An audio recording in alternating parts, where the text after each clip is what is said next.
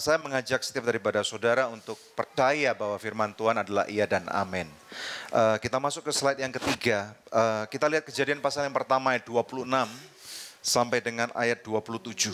Berfirmanlah Allah, baiklah kita menjadikan manusia menurut gambar dan rupa kita, supaya mereka berkuasa atas ikan-ikan di laut dan burung-burung di udara, dan atas ternak, dan atas seluruh bumi, dan atas segala binatang melata yang merayap di bumi.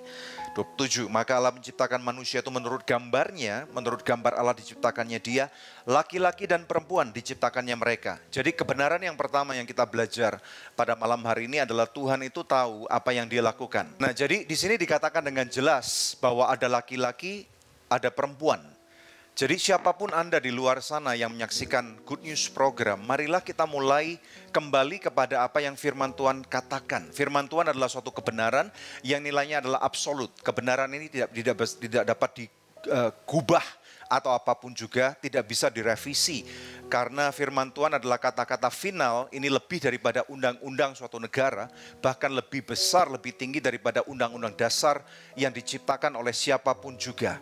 Nah, oleh karena itu pada waktu Anda merasa bahwa Anda laki-laki dan seharusnya Anda perempuan, maka kembali kepada sini karena Tuhan itu mempunyai satu kebenaran yang sangat definit, dan saya percaya ini yang saya namakan sebagai kodrat kehidupan seseorang manusia.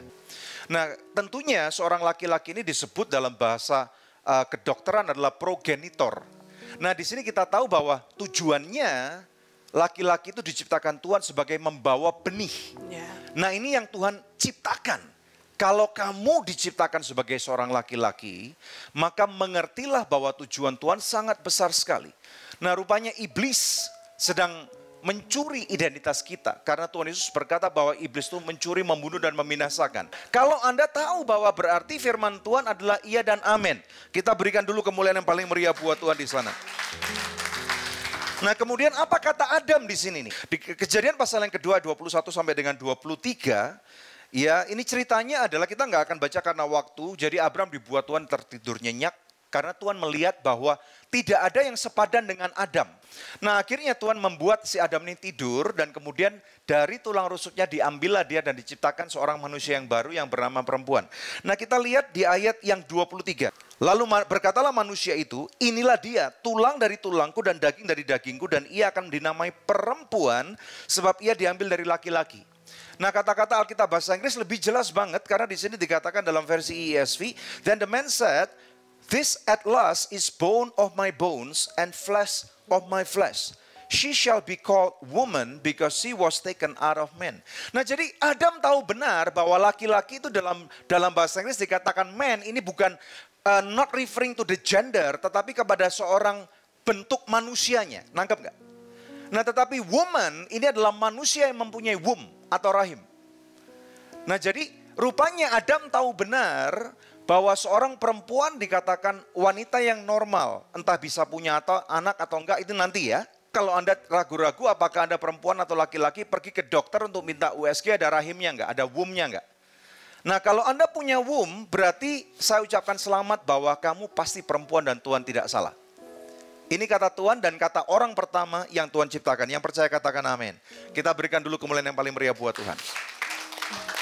Nah, kemudian dari apa bincang-bincang tadi kita terima dari Jonathan, dikatakan mengenai pengalaman sejak kecil. Nah, ini saya sebagai hamba Tuhan, saya mendorong setiap daripada Anda. Terutama Anda dan saya yang punya anak. Nah, kita tahu bahwa dalam generasi sebelumnya dan bahkan sampai dengan hari ini banyak sekali orang tua yang gagal berkomunikasi dengan anaknya. Nah, kita tahu sekarang bahwa punya anak 11 itu kebanyakan. Nah, nasihat saya tentunya kalau punya anak ya minimal 1 lah. Kalau bisa 2 itu puji Tuhan. Kalau bisa 3 ya saya rasa itu berkat yang berlimpah.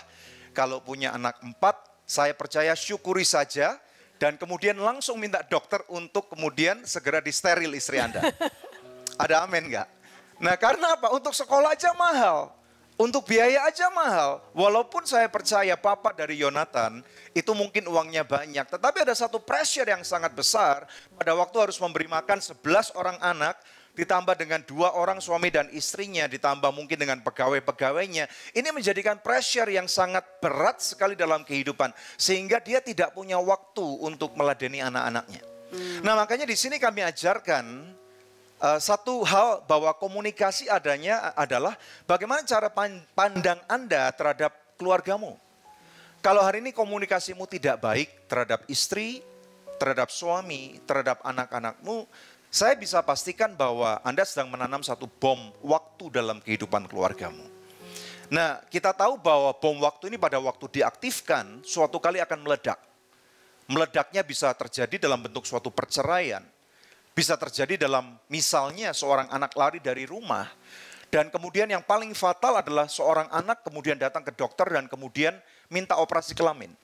Ini bom waktu yang sedang meledak. Nah, oleh karena itu pembelajaran kebenaran yang hari ini kita harus mengerti adalah pada waktu adalah sebagai orang tua, terutama diperlukan peran yang sangat utama dari seorang ayah. Di sini ada 3 peran tujuan utama daripada komunikasi yang baik dalam sebuah keluarga. Yang pertama, Anda akan dapat memberikan kesempatan kepada anakmu untuk mengatakan, "Papa terima kamu." Acceptance. Setiap manusia mempunyai 3 kebutuhan jiwa ini. Yang pertama, seorang papa harus memberikan kata-kata afirmasi, rasa sayang kepada anaknya dengan mengatakan, "Nak, papa terima kamu." Nah, kemudian yang kedua adalah seorang papa wajib sekali untuk memberitahukan kepada anaknya, "Nak, papa cinta kamu." Karena saya percaya bahwa manusia itu diciptakan untuk mengasihi. Nah, sehingga pada waktu manusia ini tidak diterima di dalam rumah dan kemudian dia tidak baik, nggak bisa memberikan kasih, wujud kasih kepada papanya dan bahkan tidak bisa menerima kasih dari papanya, maka dia akan mencari sesuatu, akan ada satu rongga yang sangat besar dalam jiwa dia. Dan kemudian akhirnya akan pergi untuk mencari siapapun juga yang akan dapat memberikan atau mengumbar rasa kasihnya itu. Saya pernah datang ke sebuah seminar, di sana dikatakan oleh seorang hamba Tuhan bahwa ternyata ada banyak orang-orang yang menjadi gay atau laki-laki yang kemudian berhubungan seksual dengan laki-laki. Ternyata dia berkata bahwa 70% itu bukan karena hubungan seksual sesama jenis yang dia cari, tetapi karena dia mencari sosok laki-laki yang menyayangi dia. Perhatikan Bapak Ibu sekalian dan teman-teman yang terkasih, termasuk Anda yang menyaksikan acara ini. Kemudian yang ketiga, bahwa ternyata fungsi daripada semua komunikasi adalah ternyata anakmu atau keluargamu tahu bahwa kamu menghargai dia. Ada satu appreciation. Jadi 3 hal yang Anda harus berikan kepada anak-anakmu atau keluargamu. Yang pertama yaitu mereka harus tahu bahwa mereka diterima. Kemudian yang kedua mereka dicinta. Kemudian yang ketiga mereka diapresiasi. Yang percaya katakan amin. Amin. Bagaimana dengan mama? Tentunya mama harus mensupport. Kalau papa ngomong, kamu laki-laki, mamanya nggak boleh beliin pakaian perempuan. Betul nggak? Atau kalau anaknya perempuan, tentunya seorang anak nggak bisa diberikan pakaian laki-laki. Ini yang terjadi. Nah, kemudian berikutnya, sekarang muncul ada satu gerakan yang sangat merupakan penghinaan kepada Tuhan dengan nama LGBT. LGBT ini artinya Anda mungkin sudah tahu, yaitu lesbian, gay, bisexual, termasuk transgender.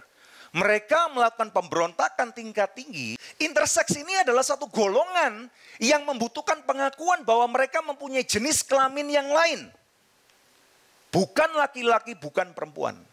Tujuan daripada pemberontakan ini adalah berhentinya regenerasi. Mereka tidak mungkin bisa punya anak. Dan ini adalah perlawanan daripada Kejadian 1 ayat 28. Malam ini kita sedang mengekspos satu kegelapan yang sangat menjijikan. Oleh karena itu saya meminta setiap daripada saudara, persiapkan diri Anda. Mari kita jadikan ini sebagai suatu gerakan bersama-sama. Karena nggak mungkin kita sendirian bisa menghadapi satu serangan musuh dengan tipu daya yang sangat busuk ini. Yang percaya katakan amin. Amin. Makanya tadi saya katakan tujuan kami malam ini bukan mengekspos LGBT, tapi kami mau mengekspos kasihnya Bapa. Amin. Dunia perlu kasih Bapa. Yes. Dunia tidak perlu gerakan LGBT. Saya percaya siapapun kita pernah terluka akan orang tua kita. Kita pernah terluka, dilecehkan dalam bentuk apapun juga. Tetapi saya percaya bahwa kasih Bapa adalah jawaban bagi dunia ini. Amin. Nah, Matius 19 ayat 12 dikatakan seperti ini. Ada orang yang tidak dapat kawin karena ia memang lahir demikian dari rahim ibunya. Dan ada orang yang dijadikan demikian oleh orang lain. Dan ada orang yang membuat dirinya demikian karena kemauan sendiri oleh karena kerajaan surga. Siapa dapat mengerti, hendaklah ia mengerti. Nah, kata-kata tidak kawin ini masuk dalam kategori Yonatan hari ini. Nah, Alkitab bahasa Inggris lebih jelas. Saya di sana quote, dikatakan for there are some eunuchs. Nah, eunuch ini dalam bahasa Indonesia adalah kasim. Selibat. Atau sida-sida raja. Di mana pada zaman itu seorang raja mempunyai selir yang begitu banyak. Dan tentunya raja tidak ingin ada perselingkuhan terjadi antara gundiknya raja atau selirnya dengan sida-sidanya. Maaf ya. Jadi yang terjadi seorang laki-laki buah sakarnya akan dipotong. Persis seperti Yonatan hari ini. Nah makanya ini yang firman Tuhan katakan. Kalaupun sudah pernah terjadi demikian. Maka fokuskan perhatianmu Pak Yonatan kepada kerajaan surga. Amin. Karena itu yang menjadi kehendak Tuhan. Bukan tampak luarmu. Bukan fungsi genitalmu, tetapi hatimu kepada kerajaan surga. Amin. Yang percaya katakan amin. Efesus 2 ayat 8 sampai dengan 10.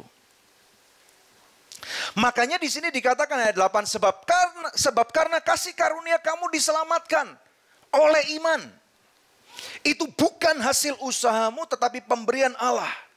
Itu bukan hasil pekerjaanmu. Jangan ada orang yang memegahkan diri. Tuhan tidak ingin kita memegahkan diri. Tuhan tidak ingin kita judgmental terhadap orang-orang seperti ini. Namun demikian pada saat yang bersamaan, yang namanya kebenaran itu harus ditegakkan. Amin. Makanya ada satu ayat firman Tuhan yang kita mesti tahu dalam 1 Korintus 6 ayat 9 mengatakan bahwa orang cabul, penyembah berhala, orang berzina, banci, orang pemburit, pencuri, orang kikir, pemabuk, memfitnah, penipu tidak akan mendapat bagian dalam kerajaan surga. Kita harus menerima mereka karena Tuhan Yesus mengasihi orangnya tetapi Tuhan membenci dosanya. Ya. Yang percaya katakan amin. Amin. Efesus 2 ayat 9 mengatakan itu bukan hasil pekerjaanmu. Jangan ada orang yang memegahkan diri. Siapa kita teman-teman sekalian? Dengan berkata saya masih utuh loh. Saya nggak seperti kamu. Gitu ya. Tetapi yang kita perlukan adalah kita menjadi kakak-kakak rohani, kita menjadi bapak-bapak, ibu-ibu rohani mereka. Kita terima mereka apa adanya, tetapi kebenaran harus ditegakkan. Kebenaran harus diberitahukan. Ayat 10, kita baca bersama-sama. Yang percaya katakan amin. 2, 3. Karena kita ini buatan Allah. Diciptakan dalam Kristus Yesus untuk melakukan pekerjaan baik. Yang dipersiapkan Allah sebelumnya. Ia mau supaya kita hidup di dalamnya. Satu versi Alkitab bahasa Indonesia mengatakan, you are the masterpiece of God. Amen. Bukan cuma Anda buatan, tetapi adalah barang yang sangat berharga yang Tuhan ciptakan. Malam ini kita akan pulang dengan membawa damai sejahtera. Karena malam ini kita tahu bahwa satu orang bertobat, kata firman Tuhan. Seluruh surga itu bersorak-sorai. Amen. Yang percaya katakan amin. Kita berikan kemuliaan yang paling meriah buat Tuhan. Oleh karena itu mari kita tutup dalam doa. Mari kita bangkit berdiri. Kita mau angkat tangan, kita dukung saudara kita ini. Haleluya. Bapa yang baik, ini adalah buatanmu.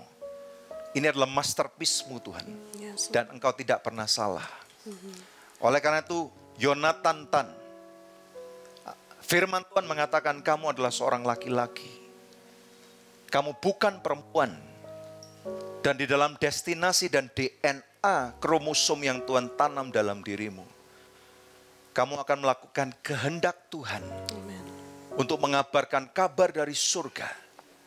Sehingga akan begitu banyak orang-orang yang tersesat seperti dirimu dulu. Mereka akan diselamatkan. Amen. Terima saat ini kebaikan daripada Bapa. Papa yang satu ini lebih baik daripada papamu yang dulu suka pukulin kamu. Papa yang satu ini tidak mungkin maki-maki kamu. Papa yang satu ini tidak mungkin petok kamu dengan balok kayu. Tetapi Papa yang satu ini berkata, tanganku terbuka dan aku terima kamu. Walaupun kamu dulu bau seperti babi, kata Papa. Tetapi Papa sekarang berikan jubah yang baru. Amen. Cincin yang baru. Amen. Kasut yang baru. Amen. Dan kamu menjadi serupa seperti bagaimana dulu Papamu ciptakan kamu. Amen. Terima Jonathan di dalam nama Bapa. Dalam nama Tuhan Yesus Kristus. Dalam nama Roh Kudus-Nya. Terima kasih Tuhan. Juga berdoa untuk setiap pemirsa Good News di luar sana. mereka yang tersesat, mereka yang tidak tahu. Celikkan mata mereka.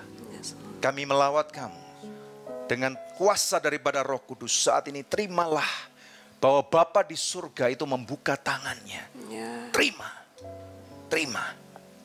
Apabila kamu bertobat, apabila kamu memberikan hatimu untuk percaya bahwa Tuhan Yesus Kristus mati di kayu salib untuk membayar dosamu dan Dia bangkit, maka engkau pun akan diselamatkan. Terima di dalam nama Yesus. Katakan, Tuhan, aku bertobat. Aku menerima Engkau sebagai Tuhan. Aku menerima Engkau sebagai juru selamat. Ampuni dosaku. Aku mau hidup baru. Kalau Engkau bisa merubah Yonatan, maka Engkau pun bisa merubah aku. Terima pemirsa sekalian, terima. Tidak ada yang mustahil dengan Tuhan. Siapapun engkau, apapun pergumulan hidupmu, berapa besar pun dosamu atau seberapa dalam pun engkau jatuh, Tuhan tetap sayang kepada engkau. Terima saat ini, engkau dipanggil untuk bertobat.